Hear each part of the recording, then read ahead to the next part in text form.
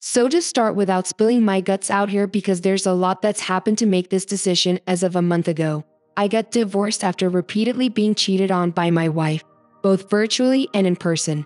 We were together for a total of 7 years, married for barely a year during this relationship. My self-esteem has plummeted. What brought me to this decision is that I don't really have much experience sexually or dating. I've only ever dated 2 people and slept with after my recent divorce, and how low they brought me. I feel like I can't trust another person. I'm going to therapy at the moment.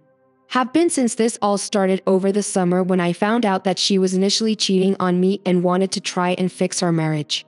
During the last 2 years of our marriage, I wasn't able to sleep in my bed. I work overnights and snore a lot, so she made me sleep on the couch when we did have intimacy. I could never get into it mentally and had trouble climaxing, so she would get mad at me, sometimes even yell at me about it. Other times when I would try and get into it and feel her up, she would get mad and say how I should know she has body issues and can't touch her. Hands around her waist or grabbing her chest. I was compared to other guys fairly often and told that other men would be more appreciative of a woman who would have sex with him as much as she wants. That led to conversations of ending the relationship, but we both said we loved each other too much to leave now to come to the summer. She goes to get tested for STDs. Didn't think anything of it until she came out and said that she came back positive on the quick test for HIV. That's when everything came out and I found out about her other partners and what she was doing when I was at work. Agreed to see a therapist and work it out.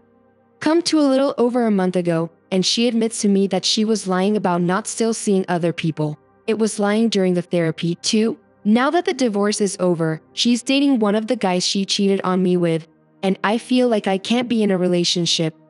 In conclusion, is it okay for me to not want to date or try and have another relationship to my early to mid-30s?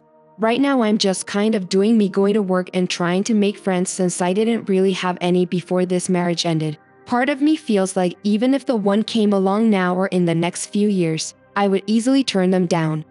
A few of my coworkers have been trying to push for me to try and date, even with helping me get started again. But I kind of shut down and reject the idea right now. I don't want to be hurt like I was and just be with my cat doing things I want or trying to figure out who I am now. But wait, here's an update. Well, I'm back here again, but with some better news this time. First, a recap. Around May or June of this year, posted my wife coming to me and telling me about 5 affairs she had had. The reason she told me was because she went to get tested for STDs and had to tell me. Her quick test came back positive for HIV. We tried to make it work because she seemed very remorseful for what she did. So we went to therapy.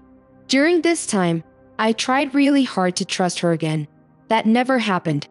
And turned out she was still sexing people behind my back. Even some people we met not even 2 weeks before we finally got a divorce. And out for the update. As of November, our marriage was officially dissolved. But after everything has been finished, was a clean divorce. I still feel broken. I hardly can go in my bedroom anymore and have been diagnosed with major depression. I don't feel I can ever trust anyone again. And even after I went and got tested for HIV and came back negative, I'm still really worried that I can have it, since we did have unprotected sex a fair amount close to before she tested positive. I honestly feel like I'm not worth being loved. I just started to take medication for my depression and I'm going to therapy, but I still feel helpless. Does this ever get better? How can you start to trust after such a betrayal? Redo the bedroom. Seriously, redo it. Paint the walls. Change the carpet if you have to. No carpet. Get a soft one and lay it down over the wood. New photos on the wall. Switch it up. Anything else that is on them as well. Rearrange your dressers and tables and such. Maybe even go Savers or something and get new ones. Or paint the ones you have now. Change the curtains, switch the shades, get covers for the light switches so they look different or cute. The biggest one is the bed. Get a new one if you can. If you can't afford a whole new bed, then try to get a new headboard or at least toss out the pillows, sheets and blankets and get new ones. Make it your bed, not the one you used to share with her. Change the room completely until you recognize nothing from the old one. Not having to see the bedroom you share with her day after day will help you immensely. It's going to be okay. That's the mantra you need to keep repeating to yourself. You are going through a tremendous amount of emotional trauma. You're still processing, and probably the shock was so huge that you disassociated just to be functional on your day-to-day. If you're going to therapy, make sure you ask your therapist to test you for PTSD or to refer you to a specialist in trauma, because that's likely what you're experiencing from what you wrote. It's going to take some time. And once things calm down, it's going to hit you real hard. Because once the depression lifts, you're going to be very, very, very angry. That is a good thing, because that means your sense of self-worth is returning. Also, when things calm down, the whole thing will hit you real hard. How someone who you married would not only betray you in such a way, but expose you to a horrific disease, which she doesn't seem to be taking seriously. If she's still sexting around, it seems your ex-wife has some serious issues. Yes, things are going to be better right now by the simple fact that you're no longer married to such an awful person as enough to be better. Even if I am sure you don't see it that way. Just heal and work on yourself. And don't start a relationship until you're healed. Reach out to friends and family and find activities that engage you with others. You're still young and you have most of your life ahead of you. You're going to be okay in a few years. This will be a story you will laugh at, and the person you married will be at the bottom of a really funny joke. The important thing is that you don't have HIV, which should have shown by then. Alright. And here's the second story titled What is D-Day, Really? Me, 37, male, and my wife, 37, female, have been married for 12 years, together for 16. We met in college. We have a 6-year-old we've been saving since forever. And we bought our first house last year. Things have been rocky, but we've managed to have a long-lasting relationship. I don't even know what to call D-Day at this point. The truth is so muddled. Is that the first time I found out something was going on months ago? Is it last week, last night, or maybe it's today? Maybe D-Day was last year. It's sort of the way these things always start. My wife was up late on her phone texting someone. Maybe it was family. Maybe it was friends. But it felt off. She had been very protective and secretive of her phone. But I had an opportunity and I took it while she was in the shower. She had been flirting somewhere brazenly with her coworker Jack Harkness. I don't know how else to describe it. You could tell it was a new friendship, but she was being bold, much bolder than I'm used to from her, and a little sexual. I confronted her about it. She said she didn't think she did anything wrong. It was just a coworker. She was mad at me for snooping. A week later, as she's getting ready in the morning, she leaves her phone on the nightstand lock. But a notification pops up from Jack at 5 in the morning. I don't want to wake up my son, so I don't confront her eye socket confrontation anyways. I talked to my therapist about it that afternoon. He says I need to confront her about it and ask her what's going on. Ask her to see her phone. And I do. She gets home. I ask her to see her phone. She says no. She has a right to privacy. I ask her if she's been talking to him. She says he's messaged her maybe 2 or 3 times. I insist on seeing it. She tells me I'm imagining things and I need to get help to get over this. I tell her, that's fine. I will seek help for this. After I see her phone. Finally, she relents. 2 or 3 times is 50 or 100 messages over the last 2 weeks. But they seem innocuous enough. But still, she lied about them. We go to counseling again. We had gone previously when our child was first born.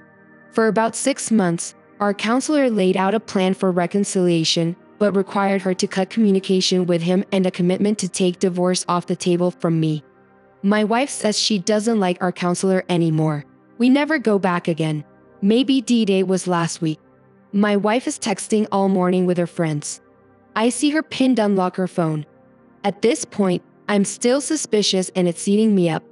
I get 30 seconds of time where she leaves her phone out of sight and I unlock it just enough time to see she's texting him again, but the name has been changed. Now it's Harkness, J. I don't get a chance to see the messages. I talk to her. I ask her if she's still talking with Jack.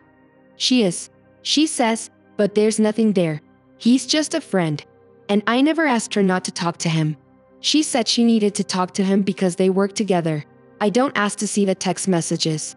She has an offer at this point. Does it matter? Would it help? Maybe D-Day was last night, all day yesterday. She was in a mood, upset, anxious, avoiding me last night.